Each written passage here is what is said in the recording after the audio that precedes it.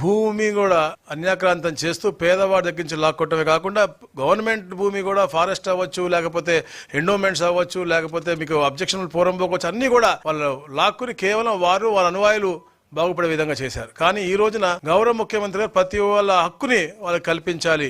ఏదన్నా వాళ్ళ ఆధార్ కార్డు కొడితే రాష్ట్రంలో వాళ్ళకి ఎలాంటి భూములు ఉన్నాయో అలాంటి అన్ని కూడా ఒకేసారి ఒకే డొమైన్ లో వచ్చే విధంగా టెక్నాలజీ వాడి రాబోయే రోజు సులభతరమైనటువంటి ఒక మంచి వాతావరణం క్రియేట్ చేయాలని చెప్పేసి గౌరవ ముఖ్యమంత్రి గారు ట్రై చేస్తాను. దాంట్లో పూర్తిగా డిపార్ట్మెంట్ కూడా నిమగ్నమై అవసరమైతే లీగల్ అడ్వైజర్స్ కూడా పెట్టుకోమన్నారు, ఏ కన్సల్టెంట్ పెట్టుకోమని చెప్పారు. అవన్నీ కూడా పెట్టుకుని వారి ద్వారా ఒక మంచి పరిపాలన ఇచ్చే దిశగా కూడా చేశారు.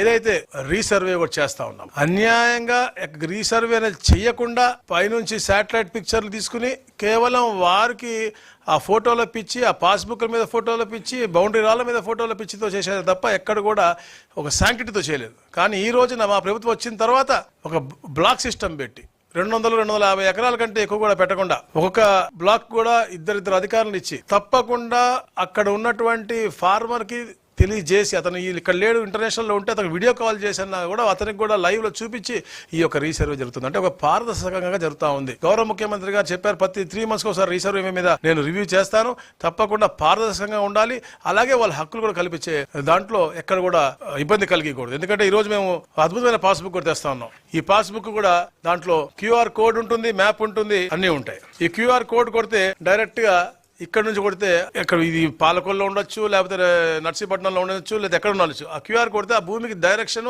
ఎలా షేప్ లో ఉంది, ఎంత ఉంది అనేది కూడా వచ్చే విధంగా చేస్తా ఉన్నారు. అలాగే ఒక ఆధార్ నంబర్ కొడితే అతనికి ఎన్ని భూములు ఉన్నాయి, ఎక్కడ ఉన్నాయి అనేది కూడా లింక్ తెచ్చే విధంగా కూడా గౌరవ ముఖ్యమంత్రి గారు కూడా సూచించారు. క్వాలిటీ పాస్బుక్ ఉచితంగా కూడా ఇవ్వబోతా ఉన్నాం. ఏదైతే 21 కోటి మంది గతంలో ఇచ్చినారో వాళ్ళందరికీ కూడా ఆగస్టు 15 ఒక పండగ వాతావరణంలో ఈ పాస్బుక్లు అందరికీ కూడా ఇవ్వబోతా ఉన్నాం. కానీ అలాగే ఏం చెప్పేది ఏంటంటే ఈ పాస్బుక్ కి బ్యాంక్ లోన్ కి ఎక్కడ సంబంధం లేదు, ఒక అపోహలో ఉన్నారు, ఎక్కడ లేదు. ఎందుకంటే గత సంవత్సరం 10,000 మంది లోన్లు తీసుకుంటే ఈ సంవత్సరం ఇప్పటికే 40,000 మంది లోన్లు తీసుకున్నారు. ఎక్కడ కూడా ఇబ్బంది లేదు. వాళ్ళు జస్ట్ బ్యాంకర్స్ కి ఆన్లైన్ లో కనపడితే వాళ్ళు ఇస్తారు తప్ప ఎక్కడ కూడా పాస్బుక్ అనేది కంపల్సరీ అనేది ఏ బ్యాంకర్ కూడా పెట్టట్లేదని కూడా నేను తెలియజేస్తాను. అలాగే ఒక అద్భుతమైనటువంటి ఒక మ్యాపింగ్ సిస్టమ్ కూడా చేస్తా ఉన్నారు. ఎక్కడెక్కడైతే గవర్నమెంట్ ల్యాండ్స్ ఉన్నాయో వాటికి ఒక రంగు, ప్రైవేట్ ల్యాండ్ కి ఒక రంగు, వాటర్ బాడీస్ ఒక రంగు, ఫారెస్ట్ ఒక రంగు, అట్లా మ్యాపింగ్ చేసే విధంగా చేస్తూ, అలాగే ఎక్కడైతే ప్రైవేట్ భూమి ఉంటే ఆ పర్టికులర్ ప్లేస్ కి కూడా ఐడెంటిఫికేషన్ చేసి ఆ పర్టికులర్ జియో కోఆర్డినేట్స్ తో పాటు మనం ఏదైనా డ్రోన్ పంపించి ఏమైనా చేయాలన్నా కూడా చేసే విధంగా ఈ సర్వే కార్యక్రమాన్ని కూడా